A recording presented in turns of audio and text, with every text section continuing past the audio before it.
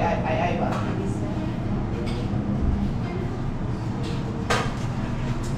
Okay, yes po, sir. Nana.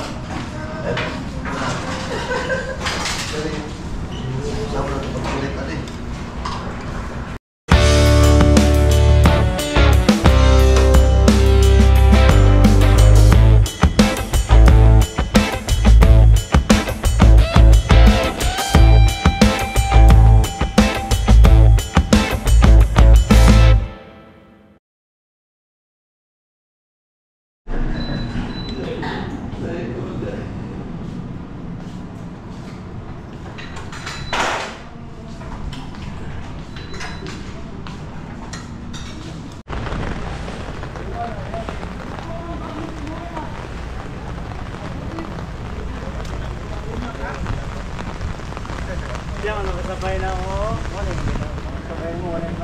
In relation to the Sustainable Development Goals, as was discussed yesterday, the Philippines is a pathfinder country, meaning to say, dumahok tayo sa isang global effort to move closer to the SDGs.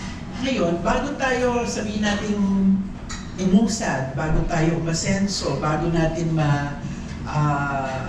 ma-achieve yung Sustainable Development Goals, gusto natin malaman, nasa na ba tayo ngayon?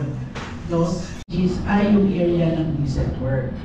Pero pag tinignan mo, yung mga SDGs, itong decent work na ating tinitingnan sa ngayon, decent work and economic growth is SDG number 8. But it's actually related to the other SDGs. So, labor and employment to other government agencies such as the SWD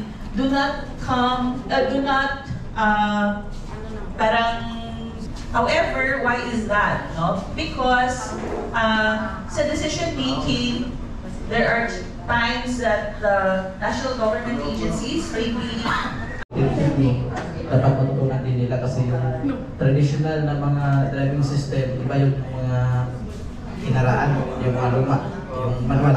Manual, diba? Iba yun. Sa aming nalalaman, iba talaga yung sa manager namin, proud talaga kami.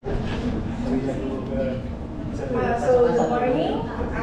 First, the question is, which of the three themes needs urgent action in Region 12? So, mauni siya sa transportation. Ako sa sa construction.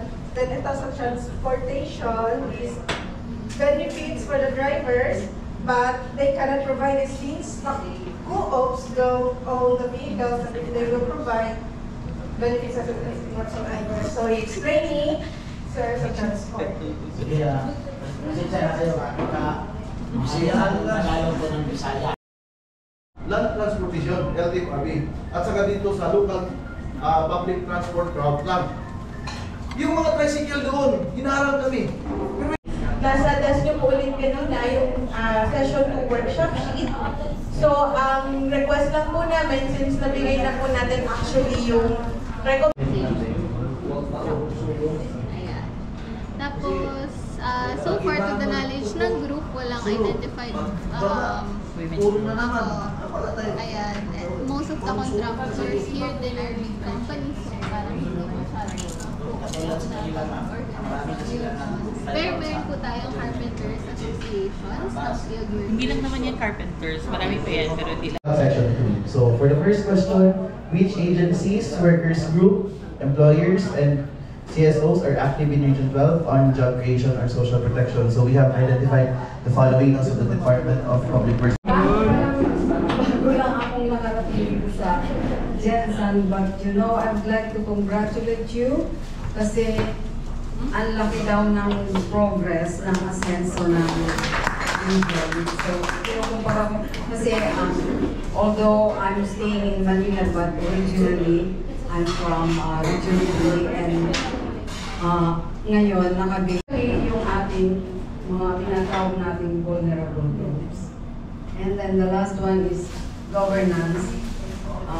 Again, as I've said, it's a very large system. The labor market is a very large. This was, by the way, my name is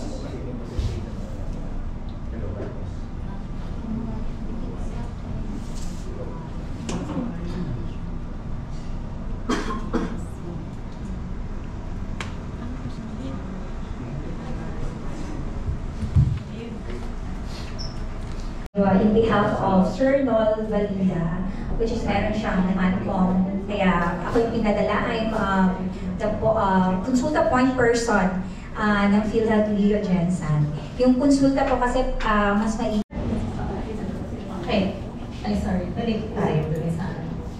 Okay. Sa construction po, si Ma'am Chita po yung magiging ating facilitator. Dito po, ay si Adjo po ang magiging facilitator. Dito po ako po ang magiging facilitator. Hello po. Magandang hapon sa lahat. So, I'll be presenting the output of the construction industry po. The first one, about job creation, the question is, how can we fill job shortage and ensure continuity of employment? So, based on discussion po, ito po yung... Good afternoon, everyone. I will be sharing the key insights for Group 2 Transport Sector. Sa job creation naman po, ang suggested dito ng mga insights, pagkadaghan. I'm Elaine from Husky Multipurpose Cooperative. And the first, job creation, how can we fill job shortage and ensure the... Tapos tayo, pero ang aking presentation ay hindi lamang nakahana yung mga programa ng DOLE, but inalam ko ito na dapat ito ay nakatahid na sa ating ginagawa ngayon. At anyayahan ko po kayo na sa transportation, sa construction, na pakinggan natin ito kasi pwede natin makita ang halimbawa ng DOLE na pwedeng ma-avail ng ating mga sektor. Okay? Alam ko na ito paunang salvo. Alam ko na ang mga kamay natin bilang isang construction worker or construction industry, ganun din kamay ng mga nasa transportation.